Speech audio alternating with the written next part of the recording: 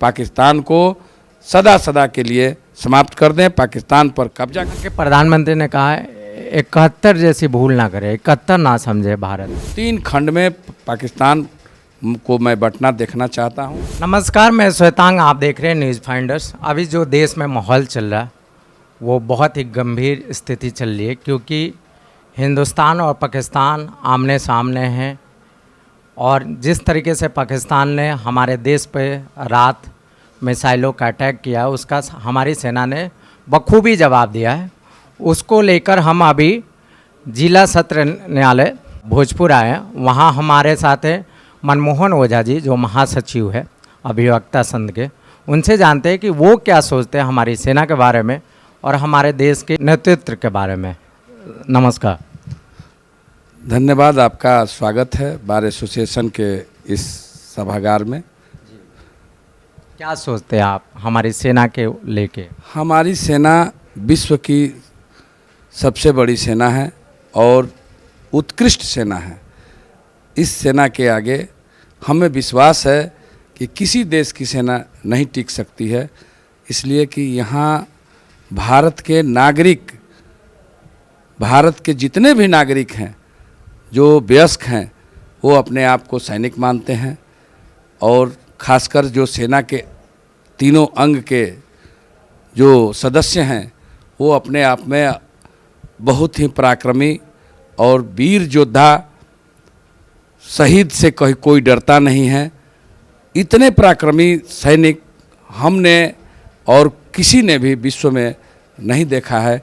इसलिए अपने सेना के बारे में मैं क्या कहूँ, सारा विश्व कह रहा है कि भारत जैसी सेना हर देश के सेना के पास होनी चाहिए। जिस तरीके से इस ऑपरेशन का नाम ऑपरेशन सिंदूर रखा गया, जिस महिला का सिंदूर उजाड़ा गया, आप इसको लेके क्या सोचते हैं जो जम्मू कश्मीर में घटना घटी है? देखिए, जम्मू कश्मीर में जो पहलगाम में घटना घटी उससे मैं बहुत दुखी हूँ, अत्यंत दुखी हूँ। हमारे देश के लोग अत्यंत दुखी हैं। सबसे ज़्यादा दुख उस समय हुआ जब आतंकवादियों ने हमारे लोगों से, हमारे पर्यटकों से धर्म पूछा और उस धर्म के आधार पर जो कातिलाना हमला किया, वो सबसे बड़ी शर्मसार बात थी। विश्व में ऐसा इसलिए किया गया कि विश्व में हिंदुस्तान ही एक ऐसा देश है जो धर्म की रक्षा करता है और धर्म पर ही चलता है। दूसरा ऐसा कोई आपको देश नहीं मिलेगा जो धर्म पर चलता हो। धर्म पर चलने वाले देश को इस तरह से कायराना अंदाज में, जिस तरह से कुठाराघात किया गया था, जिस तरह से हमला हमारे पर्यटकों और हमारे आम नागरिकों पर किया गया था, वो कहीं से क्षम्य नहीं है।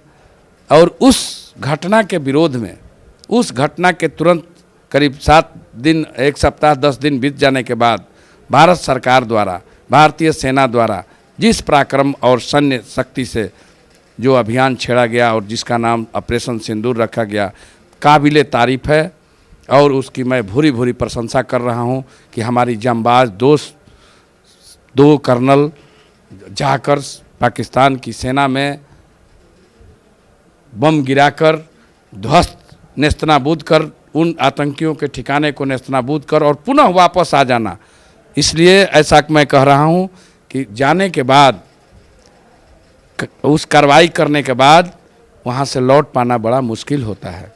और उस भीषण परिस्थिति में हमारी 2 वीरांगनाएं हमारे देश में इस तरह का कृत्य करके लौट आई। मैं उनकी भूरी भूरी प्रशंसा कर रहा हूं और उनको नमन कर रहा हूं। प्रधानमंत्री ने बिहार में ही कहा था आतंकियों को छोड़ा नहीं जाएगा, इस बार बख्शा नहीं जाएगा। प्रधानमंत्री जी भी काबिले तारीफ़ हैं। मैं उनको वो दिन याद दिलाता हूं जब श्रीमती इंदिरा गांधी जी ने भारत की सैन्य शक्ति जो उस समय इतनी ताकतवर नहीं थी, थोड़ा कमी थी उस समय, लेकिन उस समय उन्होंने पाकिस्तान पर हमला कर और पाकिस्तान को 2 फाड़ में बांट दिया। तो मैं आदरणीय प्रधानमंत्री जी से निवेदन करना चाहता हूं कि आपके समय में इस तरह से हमला किया जाए और हो रहा है उसको और तेज़ किया जाए कि पाकिस्तान 3 फाड़ में बंट जाए और पाकिस्तान का वजूद ही समाप्त हो जाए। वहाँ के प्रधानमंत्री ने कहा है 71 जैसी भूल ना करे, 71 ना समझे भारत। ये उसकी गिदड़ भभकी है और वो उसी तरह से पाकिस्तान का प्रधानमंत्री और कोई भी हो, वहाँ का सैन्य प्रमुख हो, वो सब गिदड़ भभकी देते रहता है और उसके गिदड़ भभकी को भारत के लोग बखूबी समझते हैं और उनसे कभी हतोत्साहित नहीं होते हैं। हमारी सैन्य कार्यवाही इसी तरह से निरंतर चलती रहेगी और बहुत जल्द, मुझे आशा है बहुत जल्द पाकिस्तान 3 खंड में अवश्य बंट जाएगा। पख्तून, खैबर, सिंध और बलूचिस्तान 3 खंड में पाकिस्तान को मैं बंटना देखना चाहता हूं और ये जो लड़ाई है निर्णायक मोड़ पर पहुंच के रहेगी। कारण ये नासूर है और हमारे देश के विकास में इसी एक देश के लिए रक्षा बजट में भी हम लोग आज 58% खर्च करते हैं। पूरे बजट का 58% हम लोग खर्च करते हैं केवल पाकिस्तान के लिए। तो मुझे उम्मीद है कि प्रधानमंत्री जी के नेतृत्व में जो कार्रवाई चल रही है उसे अंतिम मुकाम पर पहुंचाते हुए पाकिस्तान को सदा के लिए समाप्त कर दें, पाकिस्तान पर कब्जा कर लें, पाकिस्तान को अपना अंग बना लें। देखा गया कि इसमें विपक्ष का भी बहुत साथ रहा है। बहुत सारे विपक्ष, ऐसा माहौल बना हुआ है हमारे देश में कि विपक्ष ही नहीं, हमारे भारत के सभी नागरिक, चाहे वो हिंदू हो, मुसलमान हो, सिख हो, ईसाई हो, किसी भी धर्म को मानने वाले हो, जो भारतीय हैं, वो सब लोग अभी सरकार के साथ हैं, अपनी सेना के साथ हैं और अपना विकास करना है। हमको विकसित राष्ट्र बनना है, जो कि बार बार प्रधानमंत्री कहते हैं। तो इस नासूर को सदा के लिए समाप्त कर देना है, जो कि हम लोगों के लिए भीषण काल में भी बार बार टीस देता रहता है। देखा गया कि इसमें चाइना की मिसाइलें उसने पाकिस्तान ने दागी है जो मिली है। चाइना हमेशा छिप के हम पर वार करता रहा है, लेकिन वो कभी हम लोगों का कुछ बिगाड़ नहीं पाया है। चाइना को समुचित बाज़ार चाहिए अपना सामान बेचने के लिए, जो कि अभी पाकिस्तान, बांग्लादेश, अन्य मुस्लिम कंट्रियों में वो अपना पैर पसार रहा है। इसके लिए हम लोगों को कोई सोचना भी नहीं है इस बिंदु पर कि चाइना हम लोगों को क्या कर लेगा। वो कभी सामने नहीं आ सकता है।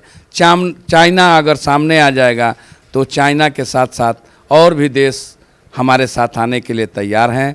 उससे हमको नहीं डरना है कि कौन चाइना और तुर्की और इंडोनेशिया, तमाम तरह के देशों का नाम लिया जा रहा है, लेकिन हम उस बिंदु पर यही कहना चाह रहे हैं कि किसी देश के आगे हम लोग सोचना भी पसंद नहीं करते हैं।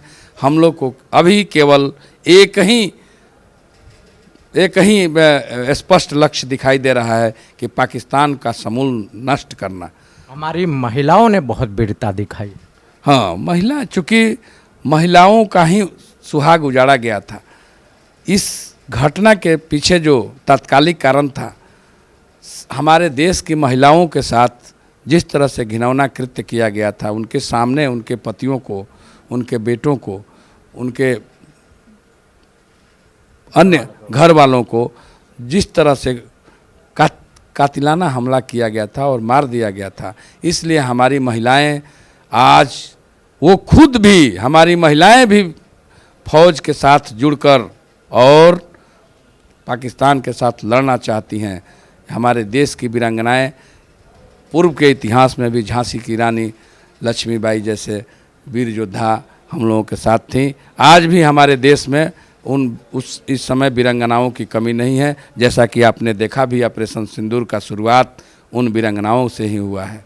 तो ये थे हमारे साथ मनमोहन ओझा जी, महासचिव सिविल कोर्ट आरा के। आपका बहुत बहुत धन्यवाद आपका।